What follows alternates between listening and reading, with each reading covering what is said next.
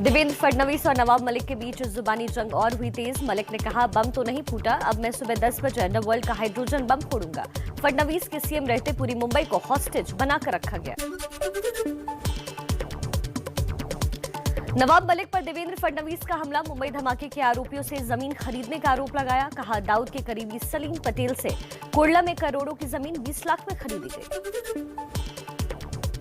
आरोपों पर नवाब मलिक के बेटे फराज मलिक की सफाई। बोले, हां, हमने 200 स्क्वायर मीटर जमीन खरीदी थी। उस वक्त जो रेट था उसी हिसाब से पैसे दिए। आरोप बेबुनियाद।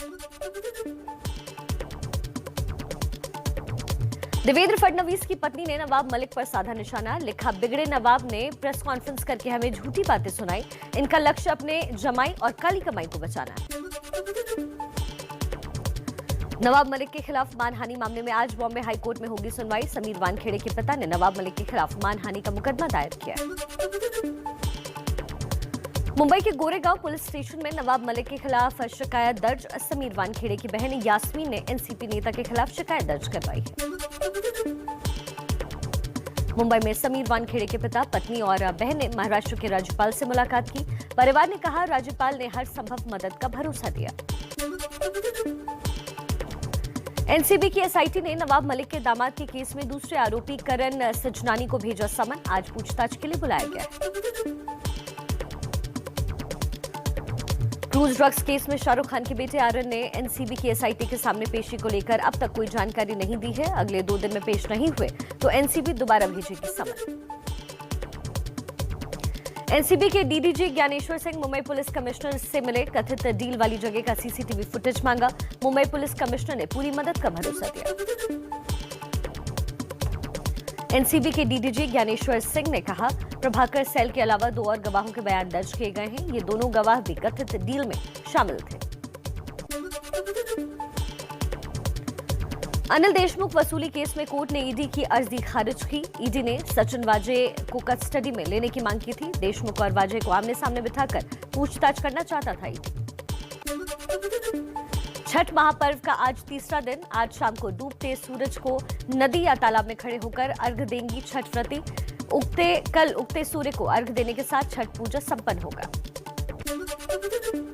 वाराणसी में छठ पूजा की धूम। लोक कलाकारों ने गीत गाकर छठी मैया की आराधना की।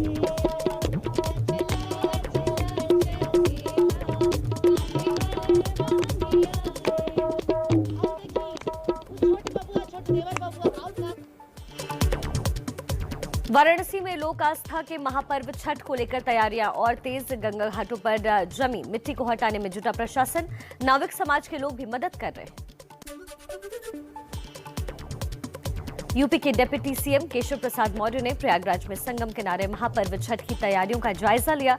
श्रद्धालुओं को शुभकामनाएं दी। कहा, व्रतियों को किसी भी तरह की दिक्कत नहीं होने दी जाएगी। बिहार में छठ पूजा की तैयारियां पूरी।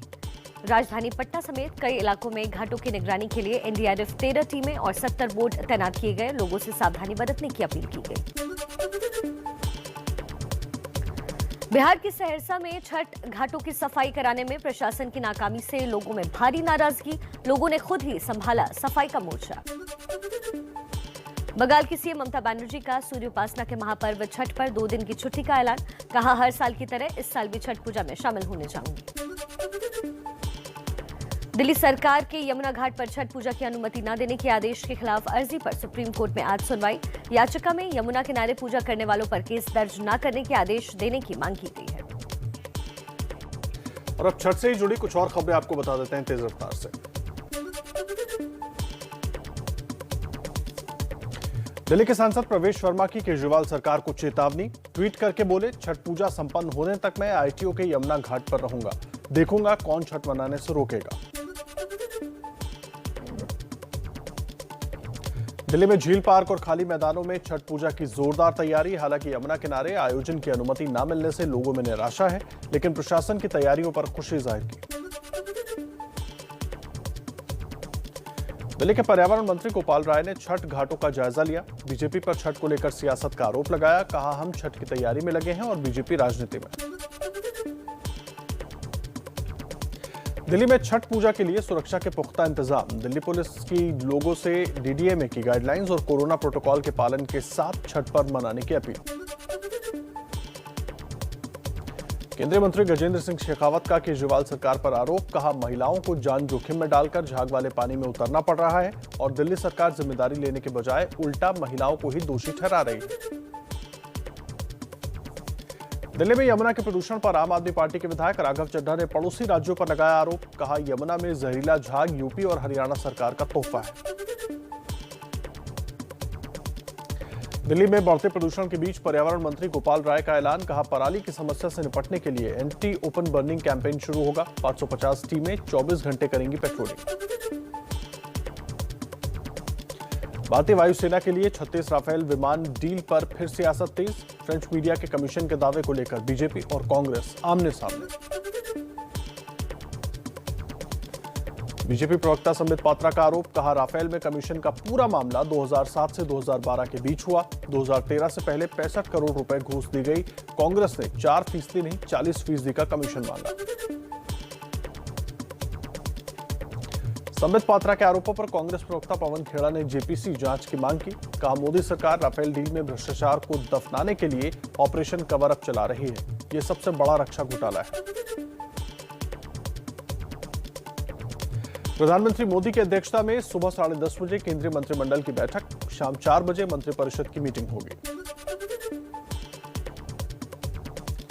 यूपी के सीएम योगी आज कानपुर मेट्रो के ट्रायल रन को हरी झंडी दिखाएंगे। बढ़ते जीका वायरस संक्रमण को लेकर समीक्षा बैठक भी करेंगे। वृंदावन में ब्रजरज उत्सव के उद्घाटन और कृष्ण जन्मभूमि में दर्शन का भी कार्यक्रम है। और राजनीति से जुड़ी हुई कुछ और खबरों का अपडेट आपको देते हैं फटाफट अंदाज में।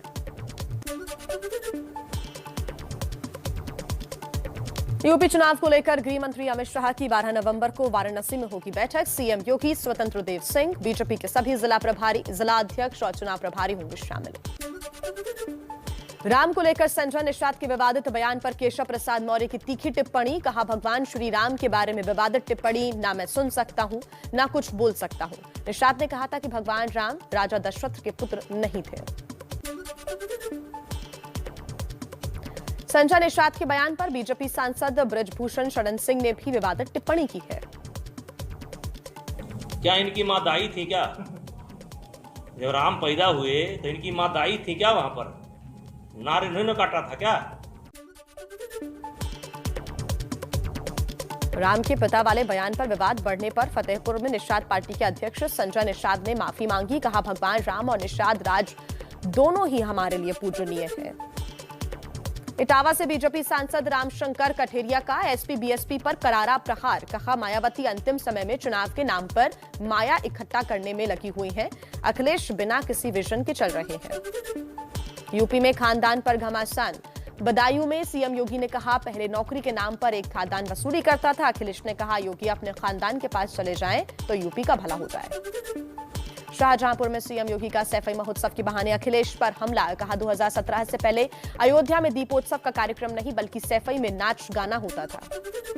मायावती का बीजेपी और अखिलेश यादव पर निशाना, बोली जनता बीजेपी राज में महंगाई से त्रस्त है। अखिलेश सरकार में होती थी गुंडागर्दी, बीएसपी को बताया बातें कम और काम ज्यादा करने वाली पार्टी। अखिलेश यादव ने समाजवादी सुगंध लॉन्च किया, कहा जनता को परेशान करने के लिए नोटबंदी, यूपी में भ्रष्टाचार ने सारी सीमाएं तोड़ी। यूपी चुनाव से पहले एक बार फिर शिवपाल यादव ने दिए समाजवादी पार्टी में विलय के संकेत, कहा कार्यकर्ताओं को सम्मान मिले तो कर सकता हूं पार्टी का विलय। पंजाब में चरणजीत सिंह चन्नी कैबिनेट की आज शाम 7 बजे होगी अहम बैठक। एक हफ्ते में तीसरी बार कैबिनेट की मीटिंग होगी। पंजाब में कांग्रेस के झगड़े में नवजोत सिंह सिद्धू की जीत, एडवोकेट जनरल एपीएस देओल का इस्तीफा मंजूर। यूपीएससी से पैनल आने के बाद डीजीपी भी हटाए जाएंगे। पंजाब कांग्रेस के अध्यक्ष नवजोत सिंह सिद्धू डेरा बाबा नानक गुरुद्वारा पहुंचे। करतारपुर गलियारे को फिर से खोलने के लिए अरदास की, कहा गृह मंत्री अमित शाह को चिट्ठी लिखूंगा। अमृतसर में नवजोत कौर सिद्धू का विक्रम मजीठिया पर तंज, कहा ड्रग्स केस की रिपोर्ट खोली जानी चाहिए, पहले पन्ने पर विक्रम मजीठिया का नाम लिखा है।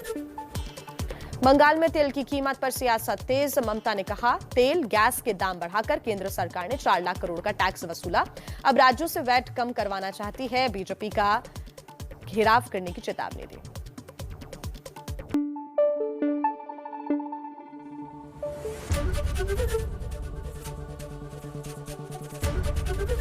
एबीपी न्यूज आपको रखे आगे।